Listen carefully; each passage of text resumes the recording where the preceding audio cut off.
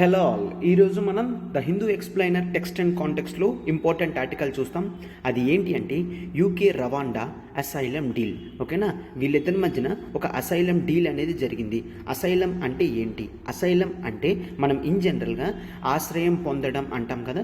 ఒక కంట్రీలో ఏవైనా ఇష్యూస్ వస్తే వాళ్ళు మరొక కంట్రీకి ఆశ్రయం కోసం వెళితే ఆ వచ్చే కంట్రీ వాళ్ళు హెల్ప్ చేస్తారా లేదా అనేది చూస్తాం. జనరల్గా ఇది అడగడాన్ని అసైలం అంటారు.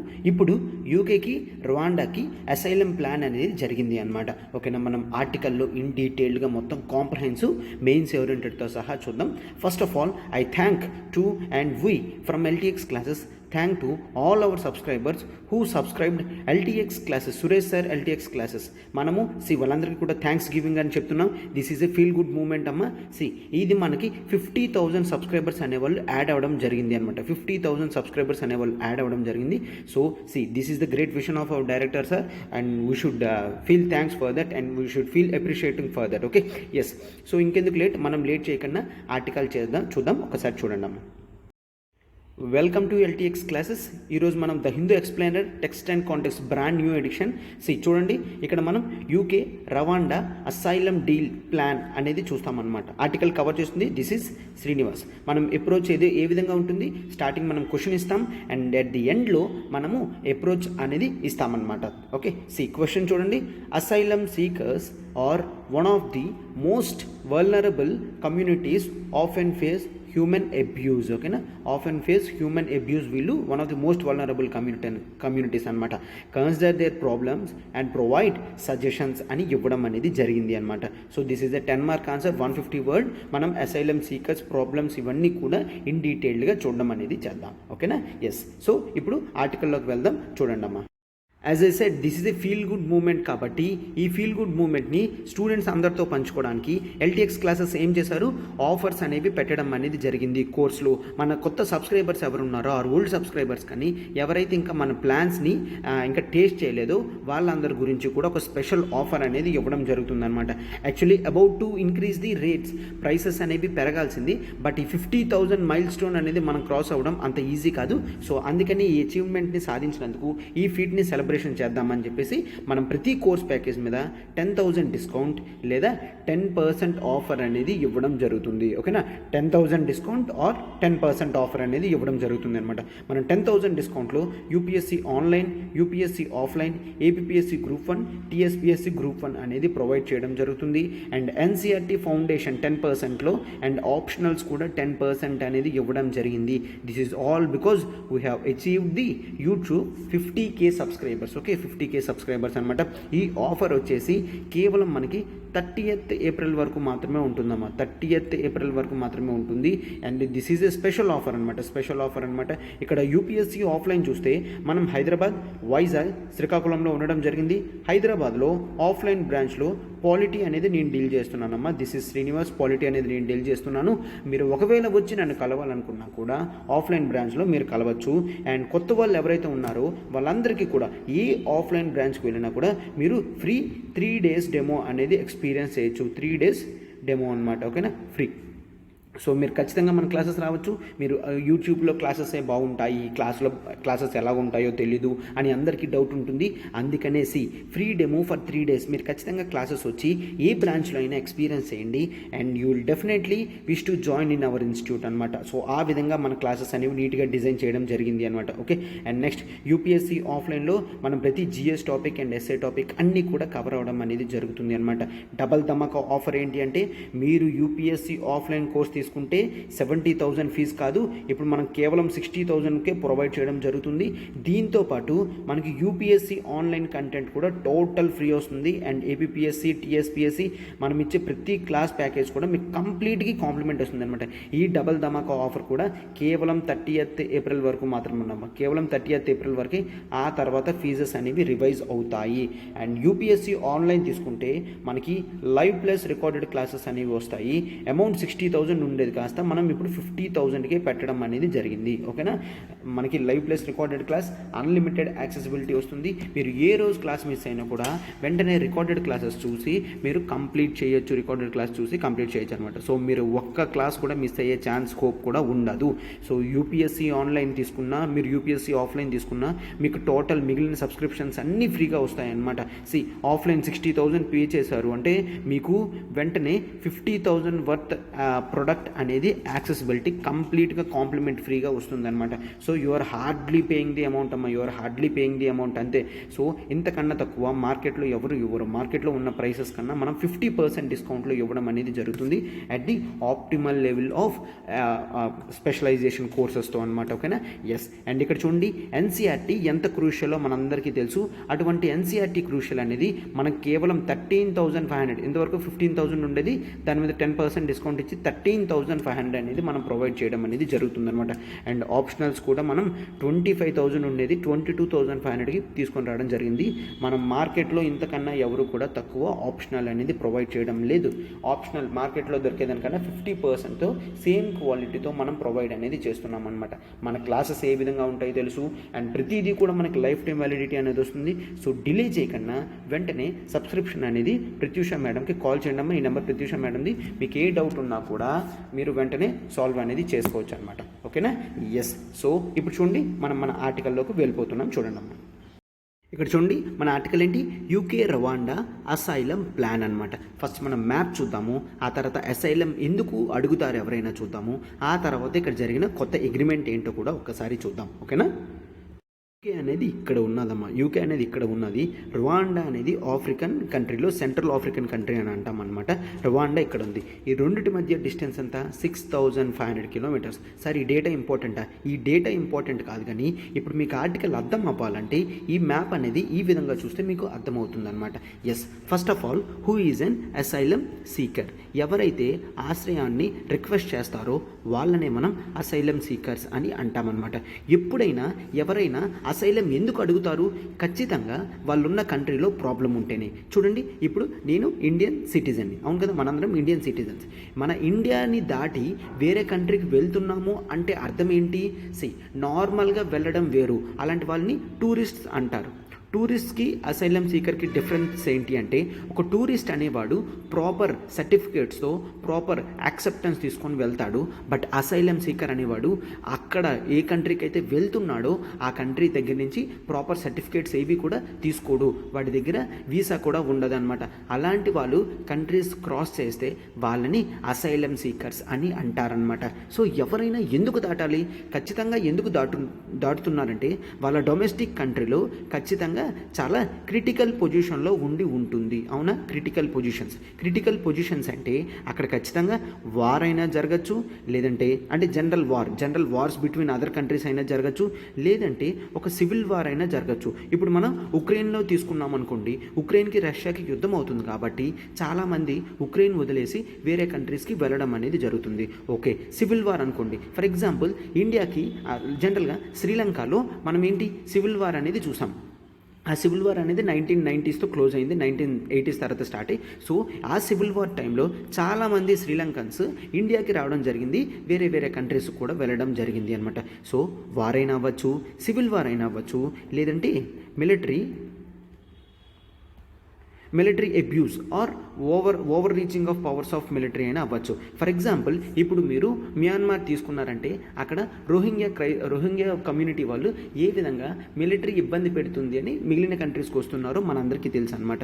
ఓకేనా, సో ఇటువంటి ఇష్యూస్ అన్నీ కూడా ఉంటాయి. అంటే ఖచ్చితంగా ఒక క్రైసిస్ సిచ్యువేషన్ ఉంటేనే డొమెస్టిక్ కంట్రీలో వాళ్ళు వేరే కంట్రీకి వెళ్తున్నారు. Yes, okay. సో ఇక్కడ జనరల్గా మీరు చూస్తే అసలు ఈ అసైలం సీకర్స్ ఎందుకు యూకేకి వెళ్తున్నారు, కండిషన్స్ ఏంటి అంటే జనరల్గా ఈ war torn countries like Sudan, ఇవన్నీ ఆఫ్రికన్ కంట్రీస్ చూడండి, సుడాన్ కానీ అండ్ నెక్స్ట్ ఆఫ్ఘనిస్తాన్ కానీ, యెమెన్ కానీ, ఇరాన్ కానీ, ఇరాక్ కానీ ఈ కంట్రీస్ నుంచి వీళ్ళు యూకేకి వెళ్దాం అనుకుంటున్నారు. సో ఒక కంట్రీకి ఎందుకు వెళ్ళాలి అనుకుంటున్నారు అంటే ఆ కంట్రీలో అసైలం సీకర్స్ని యాక్సెప్ట్ చేస్తారు, లేదంటే ఆ కంట్రీలో బెటర్ ఆపర్చునిటీస్ అనేవి ఉంటాయి. ఈరోజు కాకపోతే రేపైనా ఈ అసైలం సీకర్స్కి సిటిజన్షిప్ వచ్చింది అంటే ఆ కంట్రీస్లో వాళ్ళు వర్క్ చేసుకోగలరు, ఇన్కమ్ అనేది ఎర్న్ చేయగలరు, లైఫ్లో స్టెబిలిటీ అనేది ఉంటుంది అని వాళ్ళ కోరిక అనమాట. సో ఇది ఈ విధంగా ప్రతిదీ జరుగుతూ ఉంటుందన్నమాట. అర్థమవుతుంది కదమ్మా. ఎవరైనా ఎందుకు వేరే కంట్రీకి వెళ్తారు, అక్కడ ఆపర్చునిటీస్ ఉంటాయి, ఆప్షన్స్ ఉంటాయి, ఈక్వాలిటీ ఉంటుంది, పవర్స్ అనేవి వస్తాయి, రైట్స్ అనేవి వస్తాయి అనేవి అనుకుంటేనే ఆ కంట్రీకి వెళ్ళడం అనేది జరుగుతుంది అన్నమాట. సో ఇప్పుడు మనం main points of UK Rwanda deal అనేది చూస్తే అప్పుడు మనకు క్లియర్గా అర్థమవుతుంది అన్నమాట. మనం జనరల్గా యూకే చూసాము అండ్ ఫ్రాన్స్ చూసాము అంటే మ్యాప్లో వాళ్ళిద్దరి మధ్యలో మనకి ఇంగ్లీష్ ఛానల్ అనేది ఉంటుంది. ఈ ఇంగ్లీష్ ఛానల్ దాటి చాలామంది ఫ్రాన్స్ నుంచి యూకేకి వస్తున్నారు. ఫ్రాన్స్ నుంచి వస్తున్నారా? ఫ్రాన్స్ నుంచి రావట్లేదు. ముందు ఫస్ట్ వాళ్ళు ఫ్రాన్స్కి చేరుతున్నారు. ఈ కంట్రీస్ అన్నీ చెప్పాను కదమ్మా, సుడాన్ కానీ, ఆఫ్ఘనిస్తాన్ కానీ, ఇరాన్, ఇరాక్ ఇవన్నీ కూడా ఫస్ట్ ఫ్రాన్స్కి చేరుకొని ఫ్రాన్స్ నుంచి యూకేకి వస్తున్నారు. యూకేలో వాళ్ళకి చాలా ఎక్కువ ఆపర్చునిటీస్ ఉంటాయి అని ఫ్రాన్స్ నుంచి ఇంగ్లీష్ ఛానల్ దాటి. అండ్ మరొకటి ఇక్కడ మీరు జనరల్గా చూస్తే like Calais in France and Dover in UK, ఈ కెనాల్స్ అనేవి దాటి చాలా కష్టం మీద యూకేకి వస్తున్నారు అనమాట. సో అందుకనే యూకే గవర్నమెంట్ ఏం చేస్తుందంటే ఎంతమంది అసైలం సీకర్స్ని మనం తీసుకోగలము, అంతమంది అసైలం సీకర్స్ని మనం తీసుకోలేము కాబట్టి ఏదైనా కంట్రీ మన ఈ అసైలం సీకర్స్ని మన తరపున అక్కడ ఉంచగలదా అనేది ఈ కాన్సెప్ట్ని మనం జనరల్గా అవుట్ సోర్సింగ్ అని అంటాము. ఓకేనా, అవుట్ సోర్సింగ్. సరే, ఇలా మనుషులను పంపించడమా? నో, మనుషుల్ని పంపించడం అని కాదు. ఇన్ జనరల్గా ఇంగ్లీష్లో మనం అవుట్ సోర్సింగ్ అని వాడతాము. జనరల్గా కంపెనీస్ ఏం చేస్తారంటే, ఇప్పుడు చూడండి, ఏ అనే కంపెనీ ఉంది. ఏ అనే కంపెనీ ఎక్స్పర్ట్ ఇన్ సంథింగ్. ఏ అనే కంపెనీ ఒక టాపిక్లో ఎక్స్పర్ట్ అనమాట. బట్ ఇక్కడ వీటికి చిన్న చిన్న అడ్మినిస్ట్రేటివ్ వర్క్స్ కానీ ఇవి చేయాలంటే ఏ కాన్సన్ట్రేషన్ చేయలేదు. సో ఈ అడ్మినిస్ట్రేటివ్ వర్క్స్ ఇవన్నీ చూసుకోవడానికి కూడా ఆ వర్క్స్ అన్నీ కూడా బి అనే కంపెనీకి ఇస్తుంది. ఈ బి అనే కంపెనీకి ఇవ్వడమే దీన్ని జనరల్గా అవుట్ సోర్సింగ్ అని అంటాము. అనమాట. అండ్ నెక్స్ట్ ఇండియాలో జనరల్గా చూడండి, ఫారిన్ కంట్రీస్ ఉంటాయి, ఫారిన్ కంట్రీస్లో కంపెనీస్ ఉంటాయి. వాళ్ళు బీపీఓ సర్వీస్ అనేది చేయలేరు అనమాట. అవునా, బీపీఓ సర్వీస్ చేయలేరు. సో ఆ సర్వీస్ అనేది ఇండియాకి ఇస్తారనమాట. BPO service nothing but customer care అనమాట. ఆ కస్టమర్ కేర్ సర్వీసెస్ అన్నీ ఇండియాకి ఇస్తారు. వాటినే మనం అవుట్ సోర్సింగ్ అని అంటాము. అంటే మనం ఏదైతే వర్క్ చేయలేము అనుకుంటున్నామో ఆ వర్క్ ఇతరులకి అలోకేట్ చేసి దానికి కొంత అమౌంట్ అనేది అలా పే చేస్తే దాన్ని అవుట్ సోర్సింగ్ అని అంటాము. సరే, అయితే ఇక్కడ ఏం జరుగుతుంది, ఎవరెవరైతే మైగ్రెంట్స్ యూకేకి రావడం జరుగుతుందో వాళ్ళందరినీ రువాండా పంపిద్దాము అని అనుకుంటున్నారు. అదే డీల్ అమ్మ. ఆ డీల్ పేరేంటో చూడండి, వాళ్ళు మెమరాండమ్ ఆఫ్ అగ్రిమెంట్ అనేది చేసుకోవడం అనేది జరిగింది అన్నమాట. ఇక్కడ మీరు ఆ డీల్ ఏంటి అంటే migration and economic development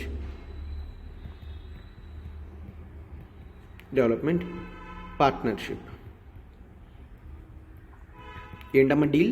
UK Rwanda migration and economic development partnership అనే డీల్ అనేది ఇంక్ చేసుకున్నారు ఆర్ ఫైనల్ చేసుకుంటున్నారు. ఇక్కడ మెమరాండమ్ ఆఫ్ అండర్స్టాండింగ్ అనేది జరిగింది. ఇంకా ఫుల్ ఫ్లెజ్డ్ అగ్రిమెంట్ అనేది స్టార్ట్ అవ్వలేదు. ఎందుకు? కొన్ని జనరల్గా లీగల్ లూప్ హోల్స్ అనేవి ఉంటాయి. యూకే కోర్ట్స్లో ఒప్పుకోవాలి. ఇప్పుడు రువాండా కోర్ట్స్లో ఎవరైనా కేసు వేస్తే అది ఫైనలైజ్ చేసి అది టోటల్గా అప్పుడు తీసుకొని రావాలనేది మనం చేస్తామన్నమాట. సో అర్థమైంది కదా ఎందుకు వెళ్తారు ఏంటి అనేది. అయితే ఇక్కడ ఏం జరిగిందో చూడండి. సార్, ఇంత ఇమీడియట్ బేసిస్ మీద ఎందుకు యూకే తీసుకున్నది అంటే వాళ్ళకి మైగ్రేషన్స్ అనేది రావడం 2018 నుంచి హైయెస్ట్కి వెళ్తుంది అనమాట. జనరల్గా 2018లో 297 పీపుల్ అనేవాళ్ళు వస్తే 2021 కల్లా ఎంతమంది వస్తున్నారంటే 28,431 పీపుల్ వస్తున్నారు. 28,431 పీపుల్ అంటే ఈ నెంబర్ చూసారు కదా ఎన్ని టైమ్స్ పెరిగిందో కేవలం 3 ఇయర్స్లో. సో ఇలాగ ఈ నెంబర్ పెరుగుతూ వెళ్తే వాళ్ళకి చాలా ఇబ్బంది అని చెప్పి యూకేలో ఒక యాక్ట్ కూడా తీసుకొని రావడం ఒక బిల్ అనేది తీసుకుంటున్నారు, నేషనాలిటీ అండ్ బోర్డర్స్ బిల్ అనేది. ఓకేనా, ఇది ఇంకా కూడా యూకే పార్లమెంట్లో డిస్కషన్స్ అనేవి జరుగుతున్నాయి. నేషనాలిటీ అండ్ బోర్డర్స్ బిల్ అని. ఓకే, బోర్డర్స్ అన్ని సెక్యూర్ చేసి టైట్ చేసే విధంగా చేద్దాము అనుకుంటున్నారనమాట. ఓకేనా, ఇదంతా ఎందుకు, ఎవరైతే ఇల్లీగల్గా ఎంట్రీ అవుతున్నారో యూకేకి వాళ్ళందరినీ కూడా ఆపడానికి, క్లోజ్ చేయడానికి. ఓకేనా, దేనికమ్మా, ఇల్లీగల్ ఎంట్రీ క్లోజ్ చేయడానికి.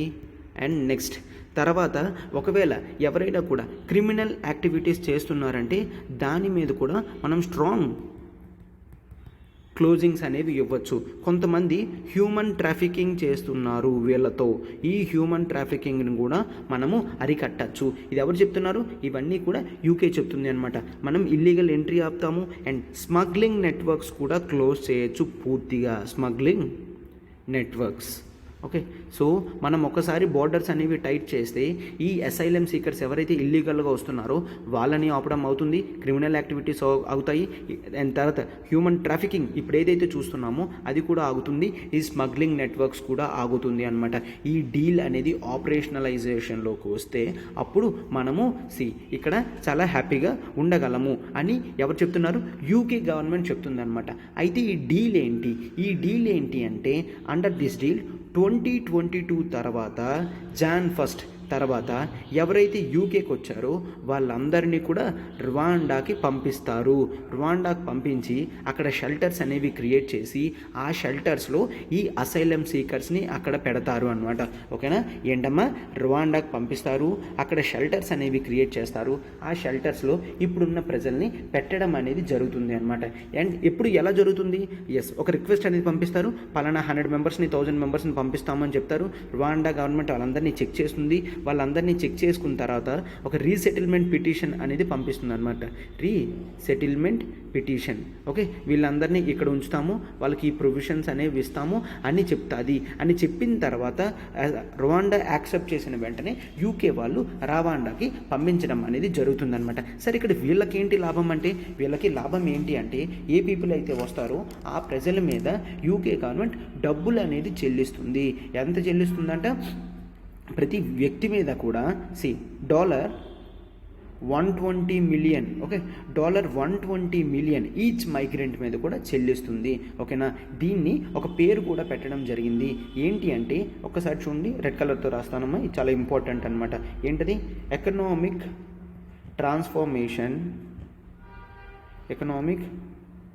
Transformation and integration fund. అంటే ఒక 100 మెంబర్స్ వచ్చారంటే మనకి ఇక్కడ $12,000 million అనేది పంపించడం జరుగుతుంది. ఎంతమంది వస్తే అంతమందికి మనిషికి $120 million మేర రవాండా గవర్నమెంట్కి ఇవ్వడం జరుగుతుంది.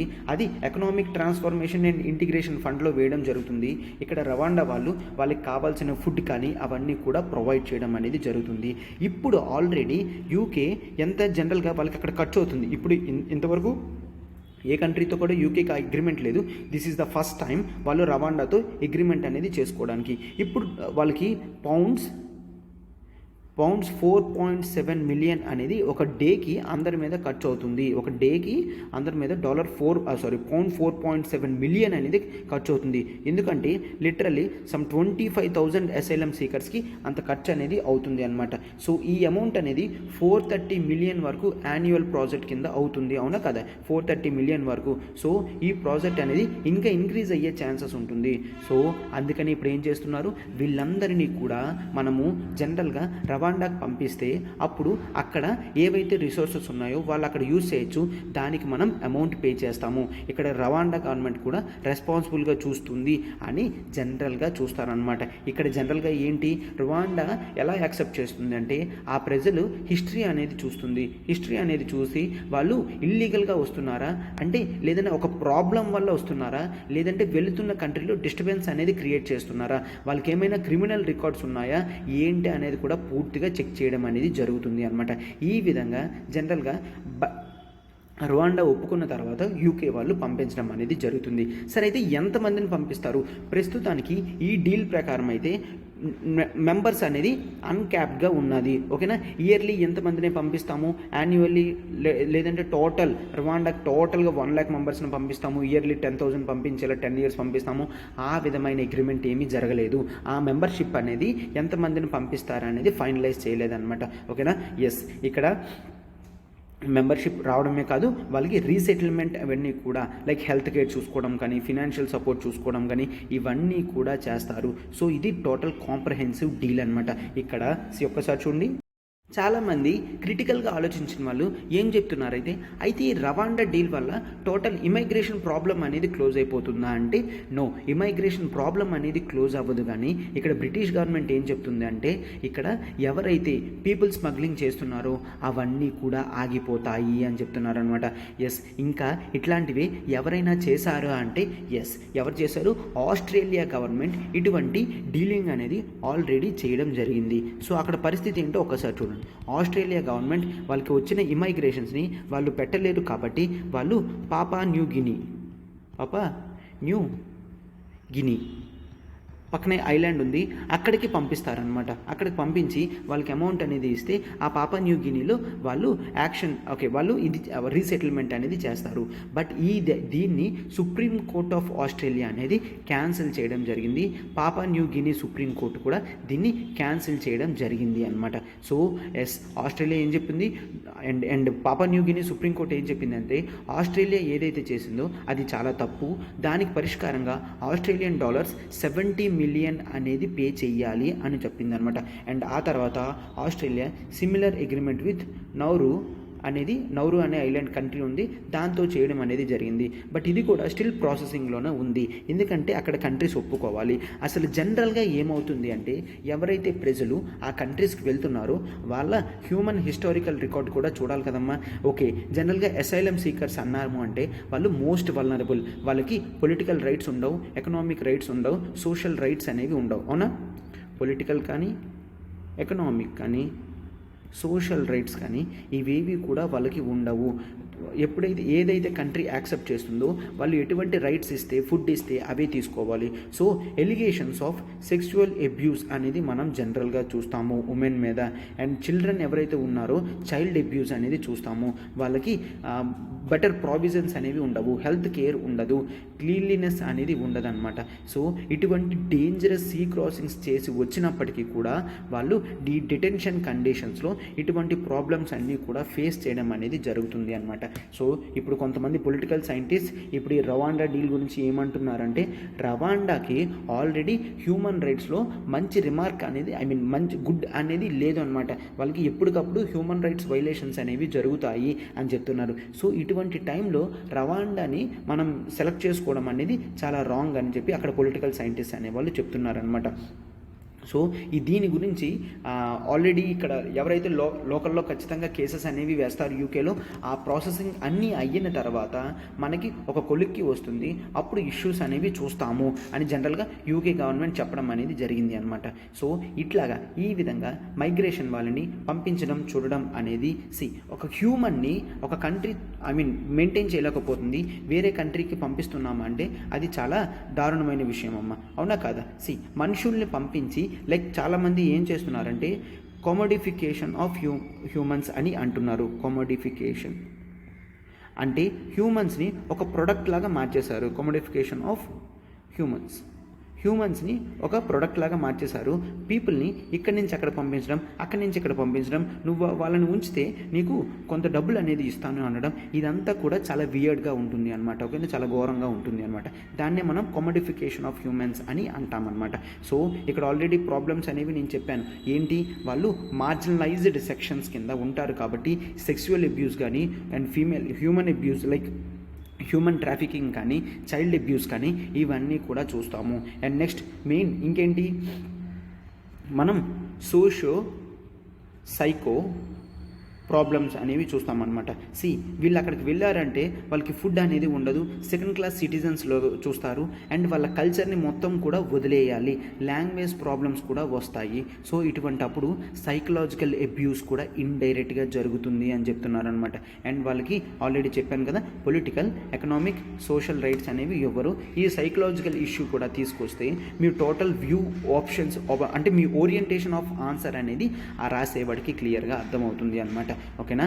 ఎస్. ఇప్పుడు ఆర్టికల్ అంతా టోటల్ ఇదమ్మా, మీకు టోటల్ ఆర్టికల్ మొత్తం కూడా ఇన్ డీటెయిల్డ్గా అర్థమైంది అని నేను అనుకుంటున్నాను. ఇంతకన్నా మనం చూడాల్సింది ఇంకేమీ లేదనమాట. ఇప్పుడు మనం ఒకసారి క్వశ్చన్ చూసాము అంటే మనకి డీటెయిల్డ్గా పూర్తిగా అర్థం అనేది అవుతుంది అనమాట. సో ఇక్కడ మన క్వశ్చన్ ఏంటమ్మా, asylum seekers are one of the most vulnerable communities often face human abuse, consider their problems and provide suggestions అని పెట్టడం జరిగింది. ఓకే, ఫస్ట్ మీరు క్వశ్చన్లో ఇంట్రడక్షన్ అనేది పెడతారు. ఇంట్రడక్షన్ ఏం పెడతారు? Who is an asylum seeker అంటే జనరల్గా asylum seeker is a person who comes for the other country or different from the domestic country as he is facing problems from his domestic country అని పెడతారనమాట. So asylum seeker అనేవాడికి జనరల్గా వేరే కంట్రీకి వెళ్తున్నాడు అని ఆ విధంగా రాస్తాము. ఓకే, అండ్ ఎగ్జాంపుల్ అనేది ఇస్తామన్నమాట. People from war torn countries, like already చూసాం కదా మనం, యెమెన్ కానీ, ఇరాన్ కానీ, ఇరాక్ కానీ. ఓకే, ఇప్పుడు జనరల్గా మీరు latest example Russia Ukraine war టైంలో చాలామంది ఉక్రెయిన్ నుంచి కూడా బయటకు వస్తున్నారు. సో ఇలాంటి వాళ్ళందరినీ కూడా అసైలమ్ సీకర్స్ అని అంటాము ఇంట్రడక్షన్లో. తర్వాత మీరు బాడీలో ఏం పెడతారు అంటే ఫస్ట్ వల్నరబుల్ కమ్యూనిటీస్ అని సైడ్ హెడ్డింగ్ పెట్టి why they are called vulnerable communities అనేవి మీరు రాస్తారనమాట. సో అది మనకి జనరల్గా ఏంటి, ఈ పీపుల్ ఎవరైతే వెళ్తారో వాళ్ళకి డొమెస్టిక్ కంట్రీలో సిచ్యువేషన్స్ అనేవి క్రైసిస్గా ఉండడం వలన వాళ్ళు వాళ్ళ అసెట్స్ అనేవి క్యారీ చేయలేరు, అండ్ టోటల్గా వాళ్ళు ప్రూవ్డ్ మెథడ్స్లో ఆర్ గవర్నమెంట్ యాక్సెప్టెడ్ మెథడ్స్లో వెళ్ళరు, వాళ్ళు హార్డ్ కోర్ ట్రావెల్స్ అనేవి చేస్తారనమాట. అంటే ఏంటి, వాళ్ళు జనరల్గా ఓషన్స్లోని ఎవరికి తెలియని రూట్లో అలాంటి రూట్స్లో వెళ్ళడం అనేది జరుగుతుంది. సో ఏదైనా మధ్యలో ప్రమాదం జరిగినప్పటికీ కూడా ఏ ఒక్కరికి కూడా వాళ్ళ గురించి తెలియదు అనమాట. సో అది ఈ విధంగా దే ఆర్ వల్నరబుల్ కమ్యూనిటీస్ అని రాస్తాము. అండ్ నెక్స్ట్ వాళ్ళ ప్రాబ్లమ్స్ అనేవి రాస్తాము. ప్రాబ్లమ్స్ ఏం రాస్తాము అంటే వాళ్ళు అక్కడికి వెళ్ళిన తర్వాత వాళ్ళకి పొలిటికల్ రైట్స్ అనేవి ఉండవు, వాళ్ళకి ఎకనామిక్ రైట్స్ అనేవి ఉండవు, వాళ్ళకి సోషల్ రైట్స్ అనేవి ఉండవు అనమాట. అండ్ ఆ తర్వాత ఏం చేస్తాం, వాళ్ళకి సైకలాజికల్ ప్రాబ్లమ్స్ అనేవి వస్తాయి. సైకలాజికల్ ప్రాబ్లమ్స్లో మనం ఎగ్జాంపుల్స్ అనేవి ఏమిస్తాము, లాంగ్వేజ్ బ్యారియర్. ఓకే, ఎవరైతే పీపుల్ వేరే కంట్రీకి వెళ్తున్నారో వాళ్ళకి లాంగ్వేజ్ బ్యారియర్స్ అనేవి వస్తాయి. అండ్ ఆ తర్వాత సోషల్ స్టేటస్ కూడా, వాళ్ళు లోన్లీగా ఫీల్ అవుతారు. అండ్ కల్చరల్ బ్యారియర్స్ అనేవి వస్తాయి. కల్చరల్ బ్యారియర్స్ అంటే ఏంటి, మన కల్చర్ వేరు వాళ్ళ కల్చర్ వేరు అనమాట, వాళ్ళ ఫుడ్ ప్యాటర్న్ వేరు మన ఫుడ్ ప్యాటర్న్ వేరు అనే డిఫరెన్స్ అనేది వస్తుంది. ఓకేనా? ఎప్పుడు రైస్ తినేవాడికి ఒకేసారి టోటల్గా ఫుల్గా చపాతీస్ పెట్టడం కానీ వాళ్ళు యాక్సెప్ట్ చేయలేరు అనమాట. జనరల్గా తినగలరు కానీ యాక్సెప్టెన్స్ అనేది చేయలేరు. ఇంతవరకు మన కల్చరల్ ప్రాక్టీసెస్ ఒకలాగా ఉంటాయి, అక్కడికి వెళ్తే కల్చరల్ ప్రాక్టీసెస్ అనేవి వేరే ఉంటాయి. సో కల్చరల్ అబ్యూస్ కూడా జరుగుతుంది, కల్చరల్ బ్యారియర్స్ అనేవి ఉంటాయి, లాంగ్వేజ్ బ్యారియర్స్ అనేవి ఉంటాయి. ఇవన్నీ కూడా అవి సైకలాజికల్ కండిషన్లోకి తీసుకువెళ్తుంది అనమాట. ఓకేనా? అండ్ నెక్స్ట్ మనం మెయిన్ ఏంటి అంటే ఈ ప్రాబ్లమ్స్ అనేవి మనం వాటితో పాటు మెయిన్ ఇంకేంటి చూస్తాం, హ్యూమన్ అబ్యూస్ అని కూడా చూస్తాము. Human trafficking, like trafficking of human parts, human abuse, women abuse, child abuse, ఇవన్నీ కూడా చూస్తాము ప్రాబ్లమ్స్. అండ్ నెక్స్ట్ ఇల్లీగల్గా నెట్వర్కింగ్ అనేది పెరుగుతుంది, ఇల్లీగల్ నెట్వర్కింగ్ అండ్ యాక్టివిటీస్ అనేవి పెరుగుతాయి. ఇటువంటివన్నీ కూడా మనం క్లోజ్ చేయాలి అని చెప్తున్నారనమాట. అండ్ లాస్ట్లో మీరు సొల్యూషన్స్ అనేవి అడిగారు కదా, సొల్యూషన్స్ అనేవి మనం ఏం చెప్తాము అంటే జనరల్గా కంట్రీస్ అనేవి మైగ్రేషన్ సెంట్రిక్ పాలసీస్ అనేవి తీసుకొని రావాలన్నమాట.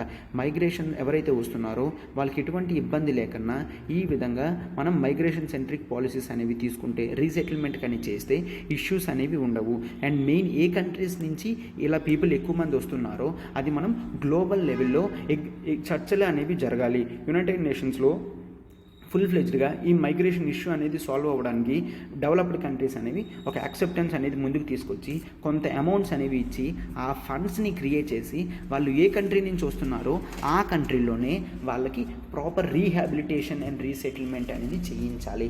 అలా చేస్తే ఇష్యూస్ అండ్ ప్రాబ్లమ్స్ అనేవి రావు అని మనం జనరల్గా చూస్తామన్నమాట. సో ఈ విధంగా అండ్ నెక్స్ట్ స్టేట్ గవర్నమెంట్స్ కూడా వాళ్ళకి వీలైనంత వరకు ఎవరైతే ఇమిగ్రేషన్ కింద వస్తున్నారో వాళ్ళకి కనీసం లో లెవెల్ ఎంప్లాయ్మెంట్ అయినా ఇవ్వచ్చు. Right to food security act కింద వాళ్ళకి ఫుడ్ అయినా కూడా ప్రొవైడ్ చేయొచ్చు అనమాట. అండ్ నెక్స్ట్ పీపుల్లో బిహేవియరల్ చేంజ్ రావాలి.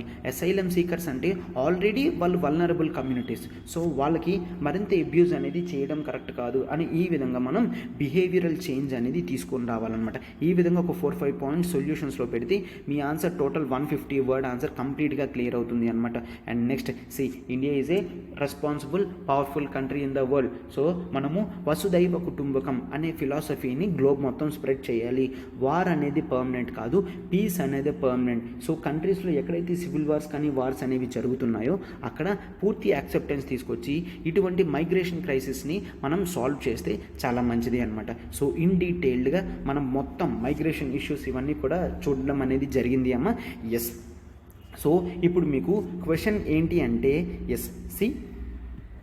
ఇండియాలో మనకి వేరే కంట్రీ నుంచి వస్తున్న అసైలం సీకర్స్ ఎవరైనా ఉన్నారా, ఎవరైనా ఉంటే ఎక్కడ ఉంటున్నారు అండ్ వాళ్ళు ఏ ప్లేస్ నుంచి వస్తున్నారో కూడా ఒక 2-3 కంట్రీస్ అంటే పలానా కంట్రీ నుంచి వస్తున్నారు, పలానా కంట్రీ నుంచి వస్తున్నారు అని ఒక 2-3 ఎగ్జాంపుల్స్ ఒకవేళ ఉంటే ఇండియా అసైలం సీకర్స్ని యాక్సెప్ట్ చేస్తే ఏంటి అనేది ఒక 2-3 పాయింట్స్ అనేది మీరు రాయండి అనమాట. ఉన్నారా, ఎక్కడున్నారు, ఎక్కడి నుంచి వచ్చారు అది కూడా జనరల్గా రాస్తే మీకు ఒక పార్టిసిపేషన్ రేట్ అనేది పెరుగుతుంది.